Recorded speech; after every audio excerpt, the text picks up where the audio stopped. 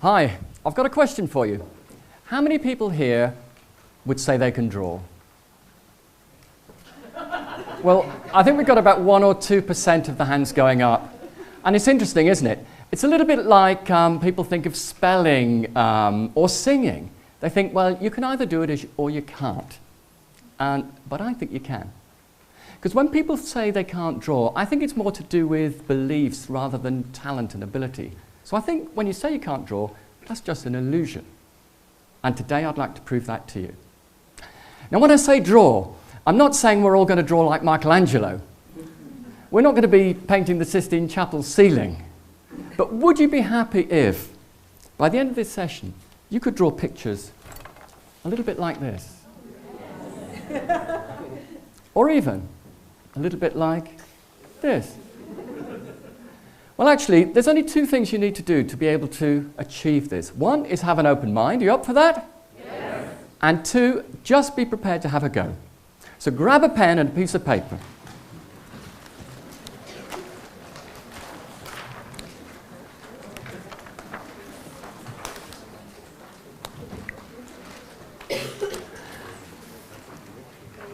Okay, so here's how it's going to work. I'll show you the first cartoon we're going to do, so just watch to begin with. Here we go. Just watching.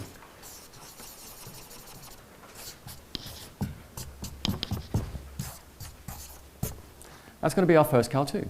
It's a character called Spike. So I'd like you to draw along with me. So I'll draw the first line, you draw, and when you've done that, look up, and I know you're ready for the next line. Okay, here we go. Start with the nose.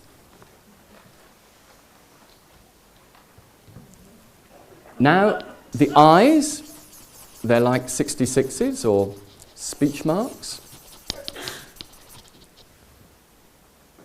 That's it. Next, the mouth. Nice big smile. Now, over here, the ear. Next, some spiky hair.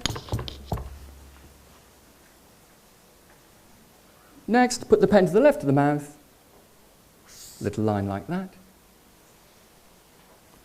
Pen under the ear. Drop a line like that.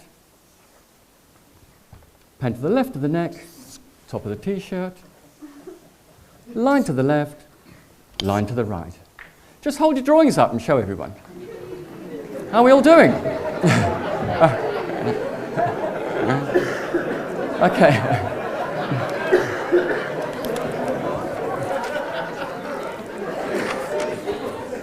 Okay, fantastic. So, it looks like you've just learned to draw one cartoon, but you've actually learned more than that.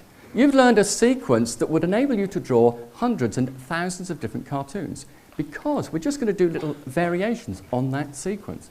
Have a go at this. Draw along with me. Nose.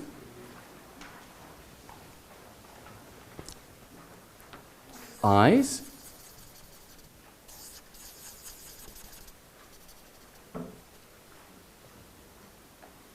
Smile. That's it. Now some hair.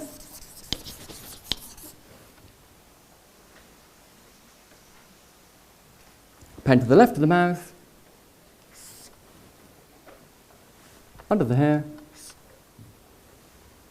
Little V shape for the top. Line to the left. Line to the right.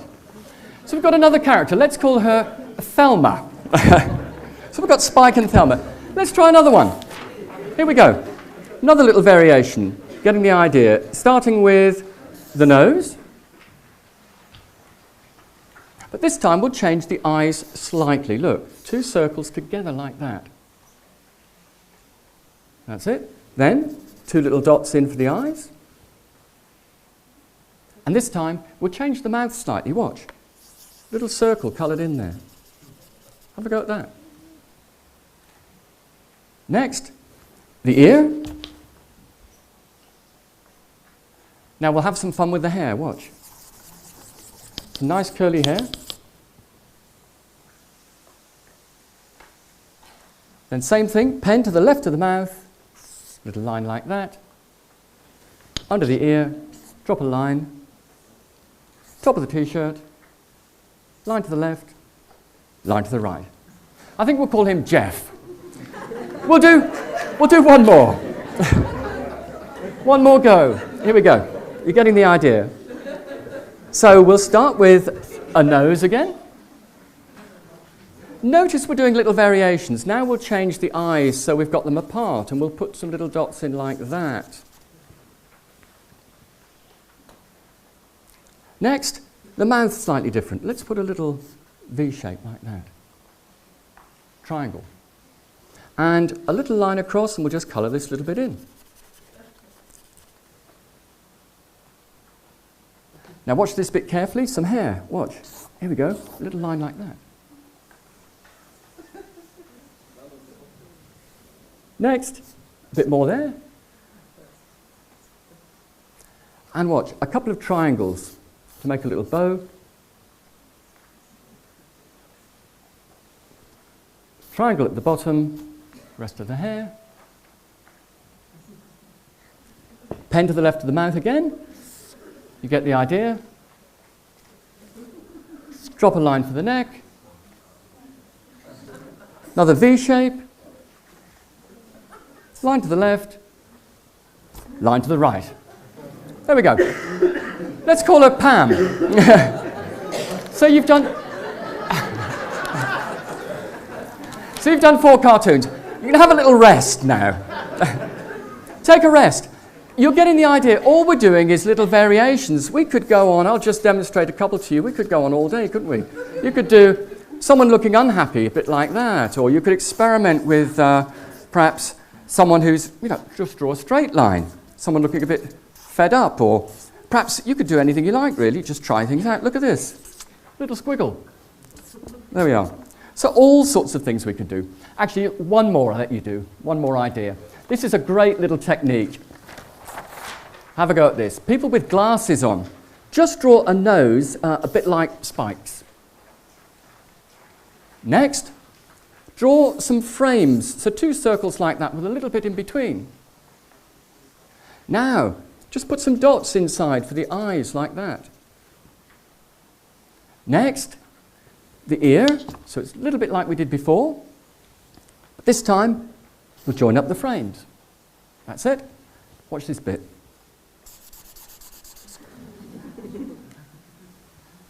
And this bit I really like. Watch. And then, a little bit there, pencil under the moustache, line down, top of the shirt, left and right. So there we have it. We could carry on, couldn't we? Hopefully we've done enough to convince you that, in fact, we can all draw. And not just people here. I've worked with, I'm going to give you 3 examples of other people who've learned to draw, and it actually surprised them too. And I'm going to save what I think is my favourite, most surprising example until last. The first example is I've worked a lot with children and students in schools. And actually the little ones, they just draw fine, but when they get to about 15 or 16, most of them think they can't draw. But I've worked with them. I worked this week in a school where I was coaching them on using pictures for memory. And a girl was trying to remember what red blood cells do. And she drew this little picture of a red blood cell carrying a handbag with O2 on it to remind her that the red blood cells carry oxygen to all parts of the body. That was a great one. The other people I've worked with is many adults in all walks of life, and particularly in business, and they often will want to make presentations memorable. So again, a quick cartoon or a sketch could be really good for that. And again, most people think they can't draw, but take this example. A couple of wavy lines. Little boat. Could be a metaphor to represent we're all in this together. So that, if that was just drawn in a presentation, would really stay in the memory, wouldn't it? Yeah. But the third example is, you shouldn't have favourites really, should you? This is my favourite. Have you ever been at a party when someone asks you what you do? I get a bit sceptical when people ask me that. And this lady said to me, I said, I do a bit of training and I teach people to draw. And she said, would you come along and do some for our group? She said, I work with some people, she was a volunteer, a group of people who've suffered strokes. So I said, well, I'm sure I could, spare some time for that. So I said I would, and I booked a time in. Have you ever done that? And you get nearer the time and you think, what have I let myself in for here? Will I be able to do it? I thought, what could I do with them, you see? So I know, I'll do my cartoon drawing, they'll like that. But then as I got nearer the time, I got more and more apprehensive, because then I was thinking, well, I've worked with children, I've worked with all sorts of adults, I've never worked with a group like this. And it turns out it was all part of a charity called Talk. And this Talk charity is a wonderful charity that helps people who've suffered strokes but have a particular condition known as aphasia. You might have heard of aphasia, sometimes called dysphasia. And the key thing is, it affects their ability to communicate. So, for example, they might have trouble reading, writing, speaking, or understanding. And it can be quite an isolating condition. It can be very, very frustrating and can lead to a loss of confidence. Anyway, so I prepared all this stuff, went to do this session for a couple of hours, tea break in the middle, and I got more apprehensive. But actually, I needn't have worried, because I'm going to show you now the work that they did.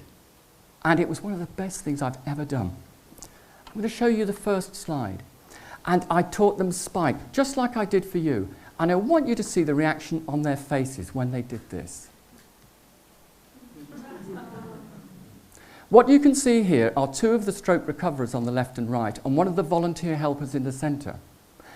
And each stroke recoverer, there are about 36 in the room with volunteers as well. There's one-to-one helpers. And you can just see the delight on their faces, can't you? Let's look at another picture. This is a gentleman called David. And he's holding up his picture, and you can tell it was the picture of Spike, can't you? In fact, I think he's drawn Spike even better there. But what I didn't realise until even after the session was that a number of the people in this session, including David, were drawing with their wrong hand. David's stroke meant that it affected the right side of his body, and he drew with his left hand, as many did. Nobody mentioned it to me. Nobody complained. They just got on with it. And it was an inspirational session for me.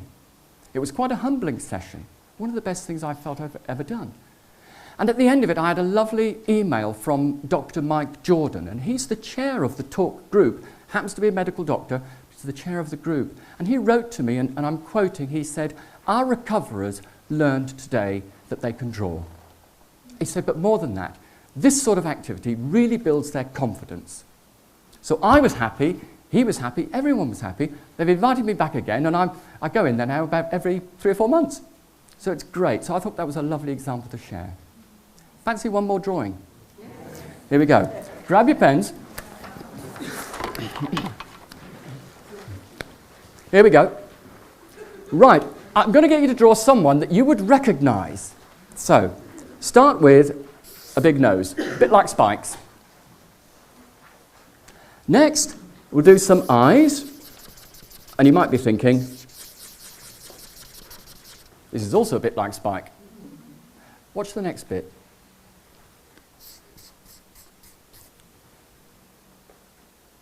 You're getting warm? There you go. Little line down there. Down here. Little V shape. Line to the left, line to the right. Then you've got Albert Einstein. So, you've got the pens with you. You've proved that you can. You've proved that you can draw. You're very welcome to take the pens with you and have a practice at home. Even show somebody else. But actually, I'd like to leave you with a final thought. When you walked in here today, many of you didn't believe you could draw. And, I've got a question for you about that. How many other beliefs and limiting thoughts do we all carry around with us every day? Beliefs that we could perhaps potentially challenge and think differently about. And if we did challenge those beliefs and think differently about them, apart from drawing, what else would be possible for us all? Thank you very much.